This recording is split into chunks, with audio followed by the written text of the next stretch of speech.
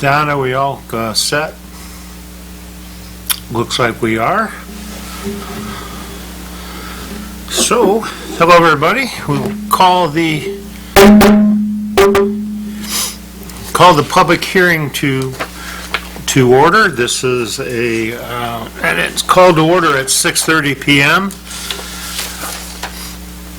This is a public hearing where we have a 5-year consolidated plan which outlines the goals and activities for the city utilizing CDBG funding, and to introduce the purpose of the consolidated plan, identify the proposed activities, and get any public input. So we're going to start by saying the Pledge of Allegiance. So wherever you are at, face your nearest flag and please join me when saying the Pledge of Allegiance.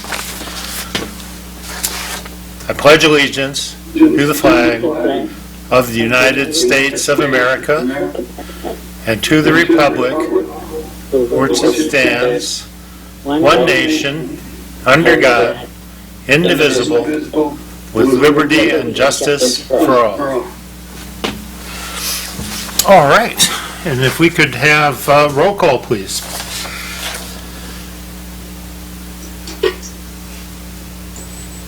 Councilpersons Breeding, Present on the phone. Dupre, Here. Higgins, Here. Ross, here, Salcido, Here on the phone. Tobin,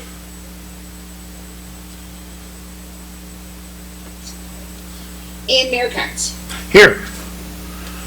Okay, we do have a quorum as such to lead us through this and to get us started. I do see that Doreen is here. I'm going to introduce our Community Development Block Grant and Parks and Recreation Director, Doreen Christian. She's unmuted herself and she's ready to go. So Doreen, it's all yours. Well, today we're going to be discussing the 5-year plan that is being put together by Joan Hennessy of Hennessy Engineers.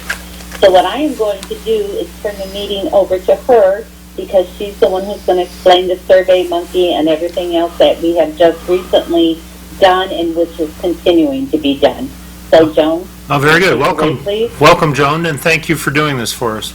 Oh, thank you for inviting me. So, first of all, I kind of want to go over what the consolidated planning process is.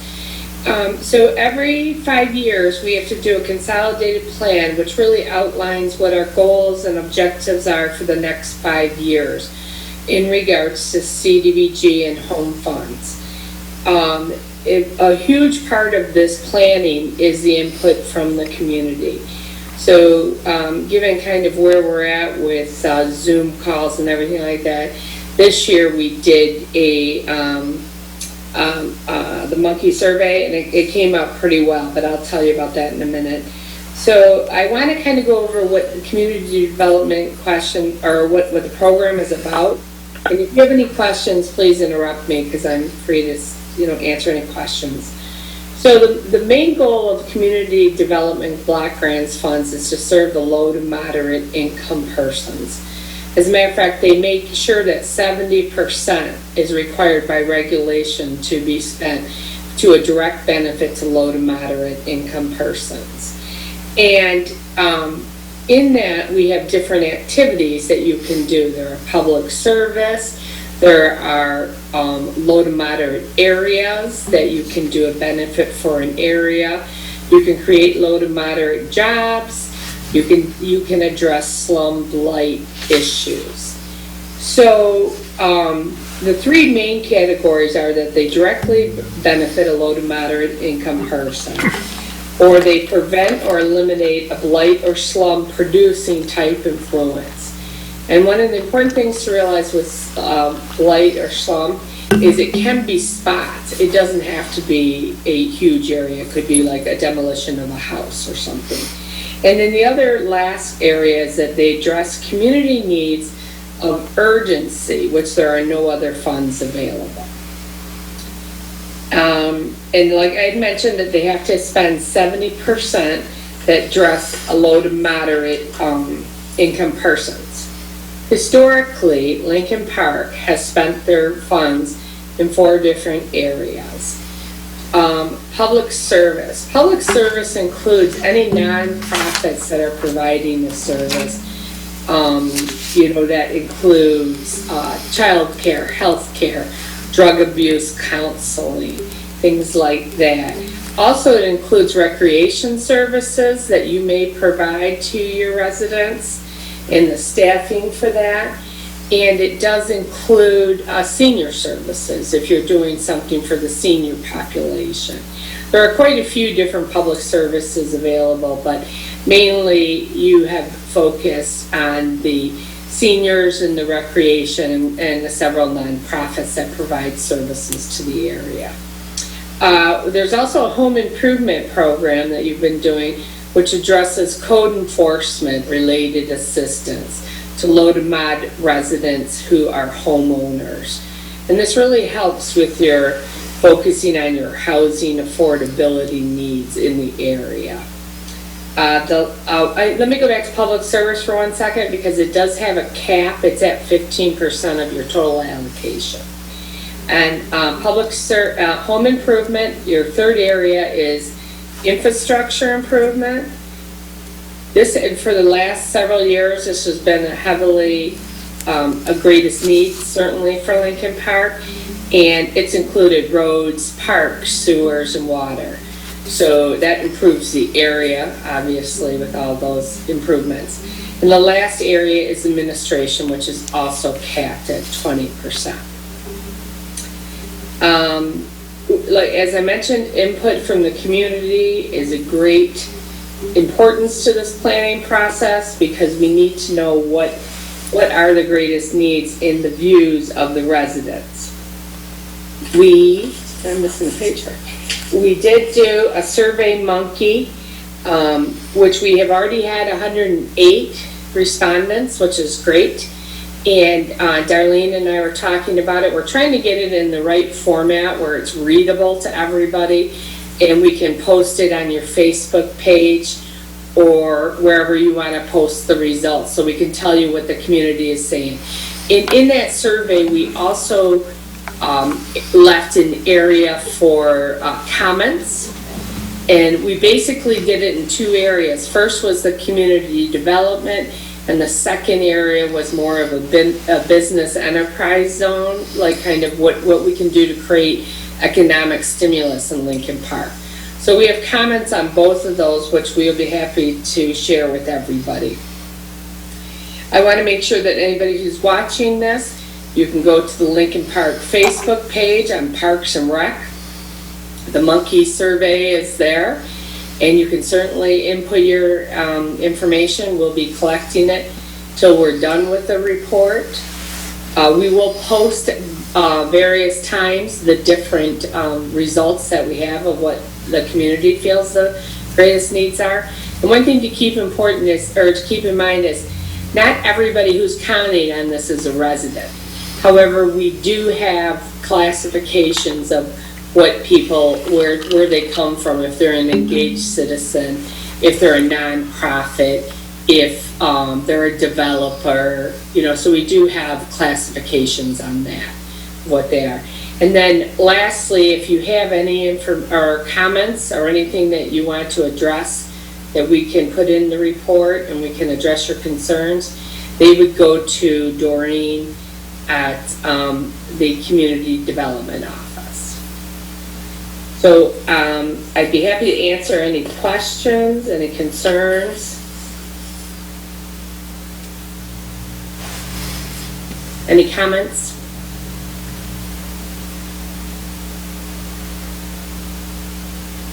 Any comments from anyone?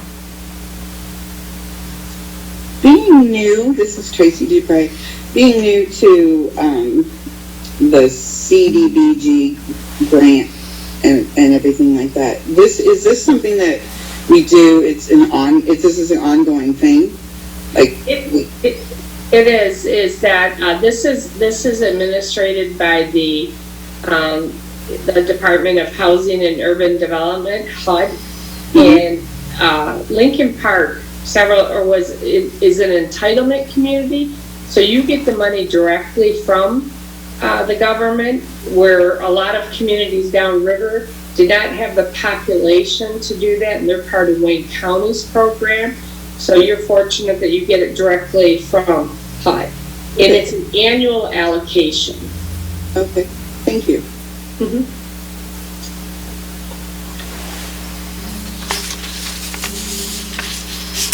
Maureen, did I miss anything?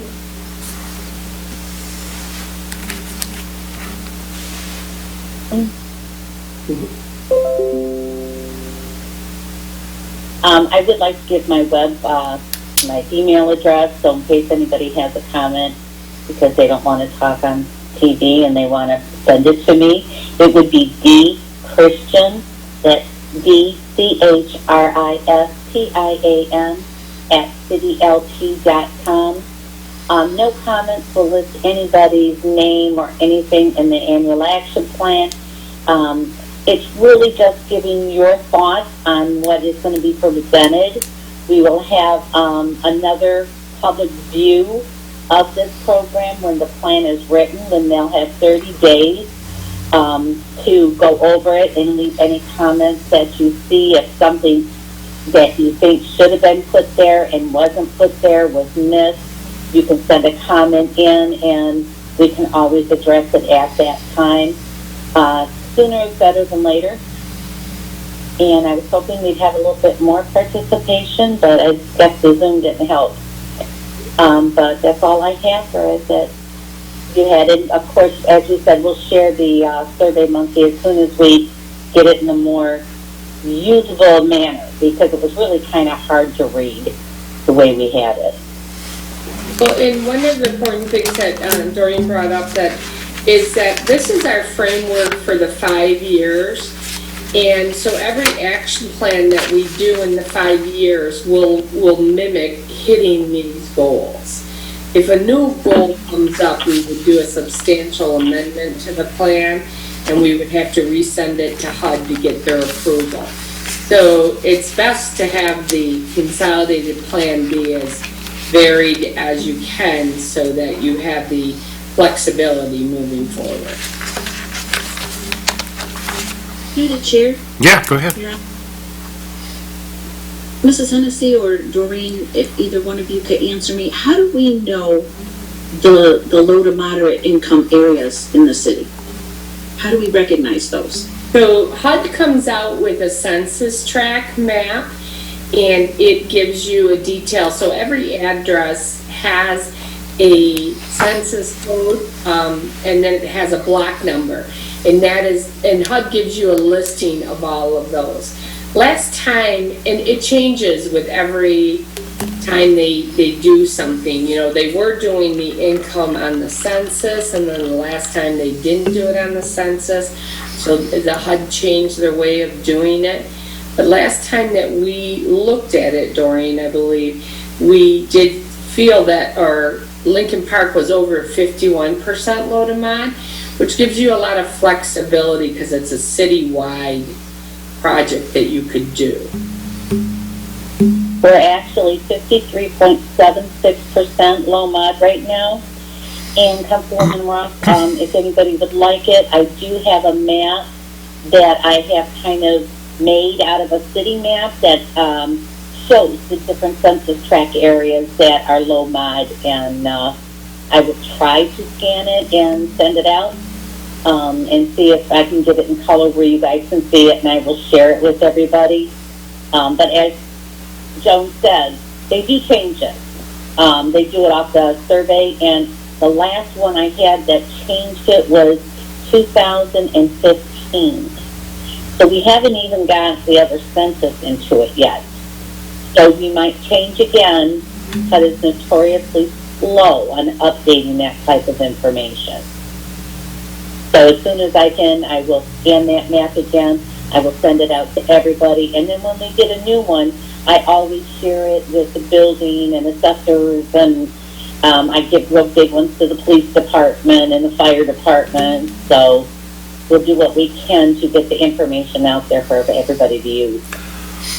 And then we have another public hearing in 2 weeks, correct? That was for the, for people making requests That's gonna be for for the the next budget. year? For the budget, yeah. That's going to be for the budget, Okay. and the applications are online, and you can also email me, and I can resend them out again. But that's going to be on when you guys are going to hear what people say, nonprofits, and that say they want to spend the money on.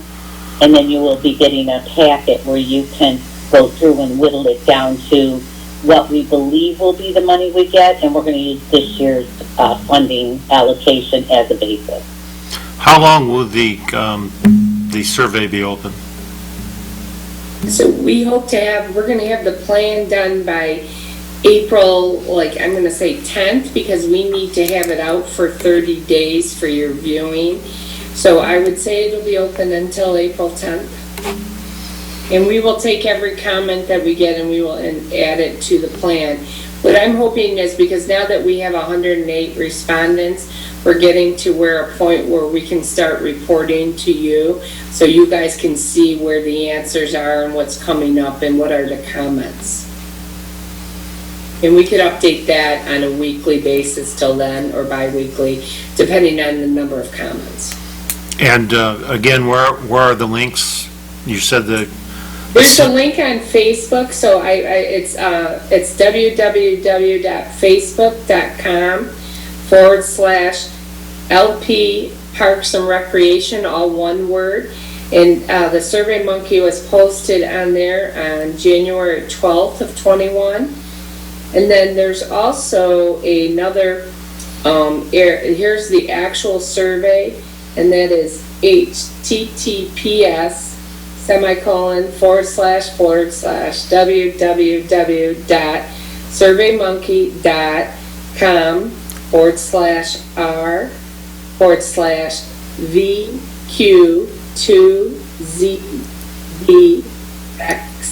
https://www.surveymonkey.com/r//VQ2ZBXV. So hopefully we can get those to you in an easier way. There you go.